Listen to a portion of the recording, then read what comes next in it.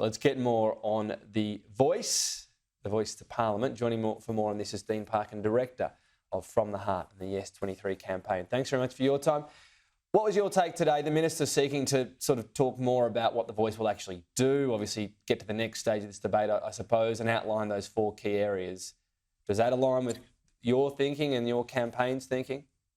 Well, the Minister very clearly provided more shape to the voice, which I think is very important for the campaign. It's very important for Australians to understand what they're voting on.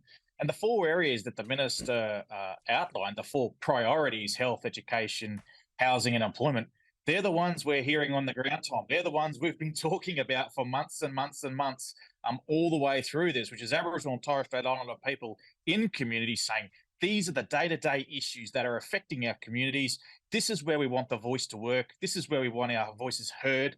And so I think it was very clear, unambiguous from the Minister today saying that is exactly what the voice will be focused on. So in that sense, it was a very strong speech, a very good clarifying direction from the Minister today. Nonetheless, the voice is all about giving a voice to First Australians and not just leaving policy in the hands of politicians. So it will be up to those people, part of the voice, won't it, to decide what their priorities are. If they want to throw something else totally different in the mix, that will happen, right?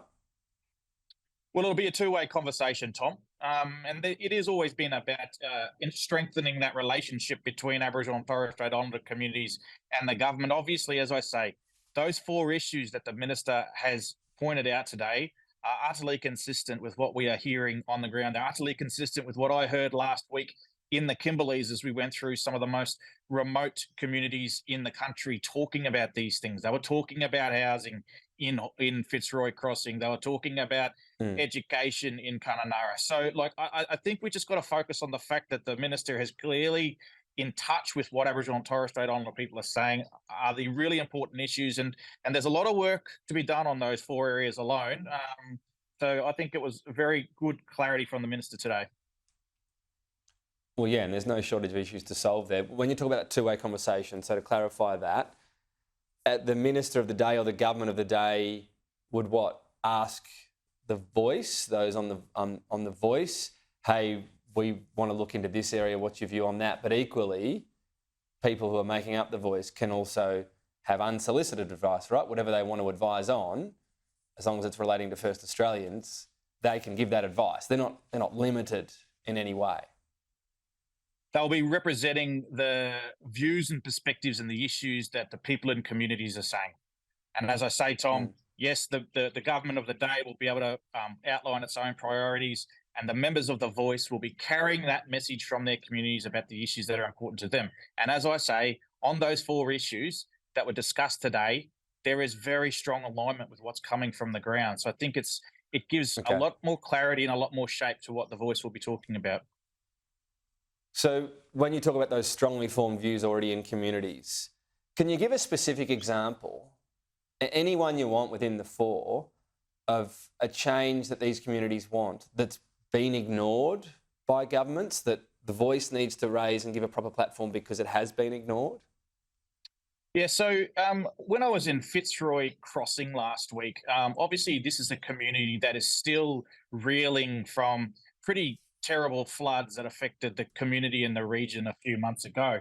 Now, they were talking about challenges for their young people in the communities, but it wasn't through the lens of youth crime or problematic youth.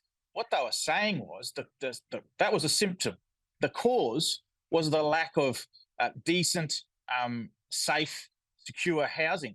The issue was not necessarily a youth crime issue. It was a lack of housing issue. So the kids were out in the streets and not in decent housing. So this is the difference, though. This is where when you actually you stop listening to media sensationalising a lot of these issues, you actually understand and you listen to people in the communities. They're saying, we get the housing right. That's going to go a long way to actually fixing some of these other symptoms that we see in our communities. That is the feedback. That is the input that you will hear more when we have a voice in place. We've got a minister, though, right now who wants to improve outcomes for First Australians right now.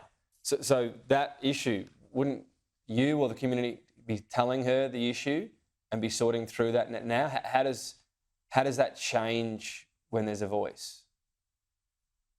Well, we're getting that unfiltered advice directly from the communities themselves. We're not talking to other organisations that have got other priorities.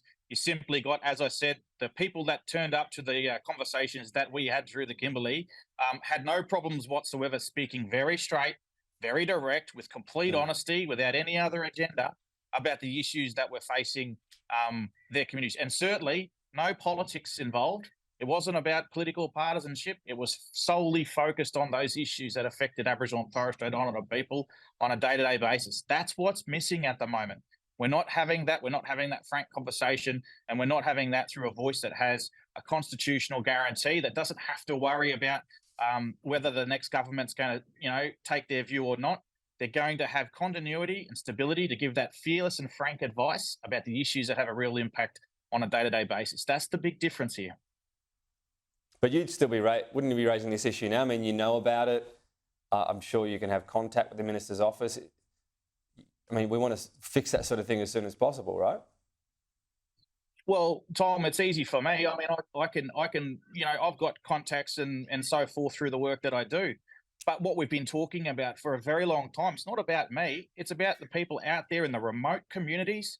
It's about the people that their voices aren't being heard. Their voices are being ignored. They talked about it repeatedly over the last week, saying that, out of sight, out of mind in remote Australia, not necessarily the big vote winner when it comes to elections, but when it comes to the quality of life for their families in their communities, this is having huge impact in communities across the country. They're the people that we want to be listening to, and it has absolutely been our position that we want those community level people on the voice, speaking from the direct day-to-day experience of what's happening out there on the ground. Okay. When we talk about this being enshrined in the Constitution, so a voice in place indefinitely, let's cast forward to 20 years. Let's be glass half full and say closing the gap's going really well. A lot of outcomes are very similar for Indigenous and Torres Strait Islanders and the rest of the nation. Would it be logical then for the voice to be able to tackle whatever it wanted and whatever issue it concerned? I know Australia Day is one that's always popped up there, whatever else there might be. It would move on to other issues. Would you assume that's how it would work? Well, firstly, I think that it's a highly optimistic glass half full. Some of the targets that we're talking about here are 70-year targets, so we're talking a long way out here. But there is a place for Aboriginal and Torres Strait Islander people to be involved in some of the complex challenges that are facing our community more broadly. Take land management, and the country has been devastated by fire and flood over recent years.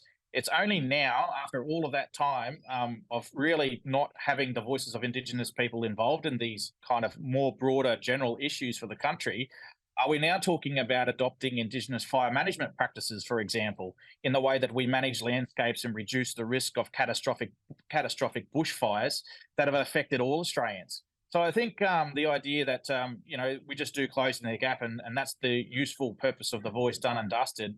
There are many challenges facing Australians that are coming down the pipe, some that we can't even contemplate sitting here now, that the wisdom and experience that Indigenous people can bring to bear, advising parliaments, and parliaments still making their own decisions about these issues, but providing that wisdom and expertise on some of these really important issues, I think is a good thing for the nation. Dean Parkin, appreciate your time today. Thank you. Good on you, Tom.